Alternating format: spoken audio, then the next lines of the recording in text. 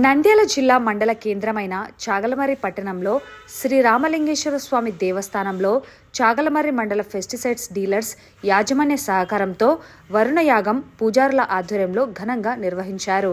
శ్రీ రామలింగేశ్వర స్వామికి 108 బిందెలతో జలాభిషేకం చేశారు.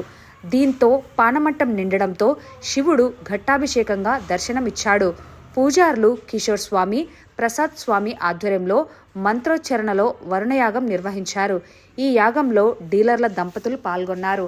మహిళల ఆధ్వర్యంలో పార్వతీ అమ్మవారికి శాకంబరి దేవిగా అలంకారం చేశారు. పారాయణం పట్టించారు. డీలర్స్ ఆదవేని రవికుమార్ మాట్లాడుతూ వర్రదేవుడు కరుణించి విస్తారంగా వర్షాలు కురవాలని, పాడి పంటలు సమృద్ధిగా పండి రైతుల కష్టాలు తొలగాలని కోరుతూ చేపట్టిన యాగంలో స్థానిక పెస్టిసైడ్స్ డీలర్లు పెద్ద సంఖ్యలో పాల్గొన్నారు. ఈ కార్యక్రమంలో ముఖ్య అతిథిగా ఏవో రంగనేతాజీ డీలర్ల ఆధ్వర్యంలో పూజల్లో పాల్గొన్నారు.